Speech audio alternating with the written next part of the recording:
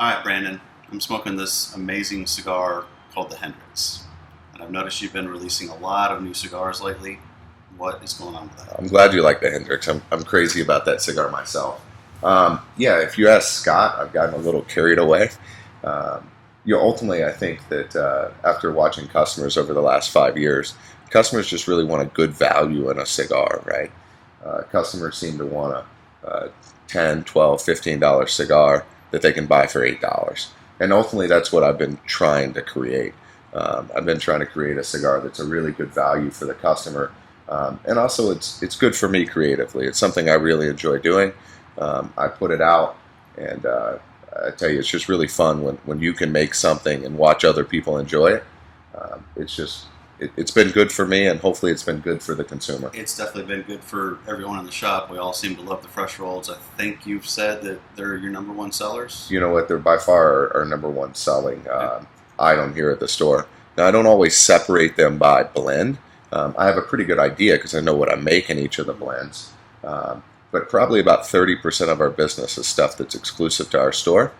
And that's a little self-serving. I mean, we get the opportunity to offer an exclusive product that people can't go elsewhere to get. But again, I think it's also good for the customer. I mean, people are asking me all the time, what's next? Or, I had somebody the other day tell me, they've smoked several cigars every single day over the last 2 weeks, and they haven't smoked anything that wasn't, a store exclusive. Right. And I tell you, it's fun for me. That really motivates me to just try to get better and create better product. Well, that's good because it's fun for us too. We enjoy it. Yeah. But how did all this get started with the house blends? A lot of you guys, a lot of people probably know Noel Rojas. Noel and I had a project together 3-4 years ago now, where we had a little stake in a factory in Nicaragua. And we ended up coming up with some tobacco that we really liked, but we didn't have enough to do a big production with it. So we decided that we would bring a roller here, and we would take that small batch tobacco and just make a one-time release with it. And really my goal was to to make 5,000-10,000 cigars, sell through those 5,000-10,000 cigars, be a fun project. We get to use some tobacco that we otherwise couldn't use. It was too good to just sit on. But I never thought it would turn into this. It really has become a big part of our business, and really, a big piece of a lot of our customers' rotation. Right. We started making them all here, and that was fun. We still make a lot of them. Noel still makes a lot of our fresh rolled stuff. But now you're doing some outside of. Yeah, really, we had to find a way to scale it. And again, on a lot of this, you'll find it's both good for the consumer and self-serving. But there's a lot of manufacturers that I've always thought it would be really fun to work with, and that continue to put out good product. And so it's a way for me to kind of cut out the middleman, provide a good value to the customers for the cigar.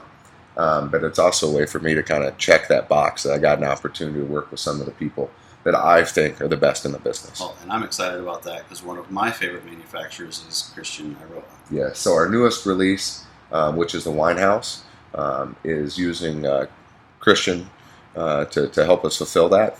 So that's made at Christian's factory using Christian's tobacco, and it's kind of a medium to full offering. If you remember, or actually you're smoking the Hendrix now. So the Hendrix was a project that I did with Christian's dad and brother. So ultimately I knew that I wanted to use that Corojo that they're growing. I think they grow the best Corojo around. So Christian's dad and brother made the Cobain, which is kind of the mild offering, and the Hendrix, which is a medium-bodied offering. It took a little work, but ultimately Christian ended up working with me and doing some stuff. And so that's where the Winehouse came from, and that's kind of our medium-plus offering. So using that 100% Corojo, it's really amazing the difference between the three blends. So we've got a mild, we've got a medium, and we've got almost a full-bodied cigar, all using tobacco from one region, but offering three wildly different experiences. Yeah, that's fantastic. And I noticed a theme in the names of them. Yes. So we can't talk a ton about that, but okay. A lot of people can probably connect the dots. We're doing it with respect, but I don't know. We probably need to talk to a trademark attorney before we talk about that. But we're kind of doing it just as a respect thing. But speaking of names, we're doing something a little bit different. We'll be dropping this. The cigars are here now, but I haven't put them out yet. So we're going to let our customers select the next fresh roll.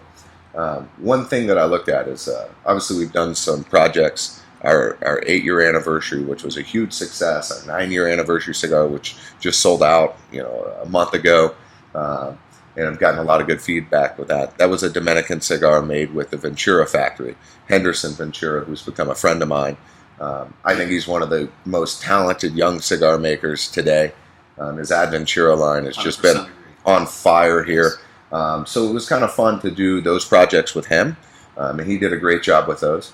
And then we're doing, projects with the Aroas in Honduras. And I realized that everything I used to do was Nicaraguan, but I don't really have a Nicaraguan cigar right now. So I had a Nicaraguan factory. We came up with 5 blends.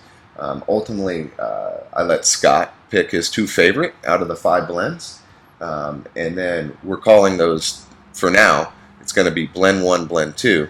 And we're gonna let the customers pick their favorite of the 2 blends. So we've got both of them are Nicaraguan. Both of them are kind of medium-bodied cigars, what you would expect out of a really nice Nicaraguan cigar. One of them's got a little more spice than the other. The other one's a little bit earthier. But both obviously Nicaraguan cigars when you smoke them.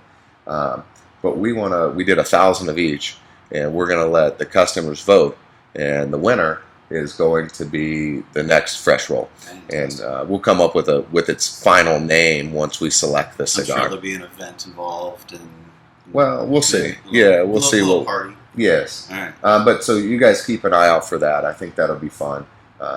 And a lot of people ask me, what am I going to do with the other one? What if it's really good? Well, I hope they're both winners, but just one of them is going to make it into our what we call our fresh roll cabinet, right?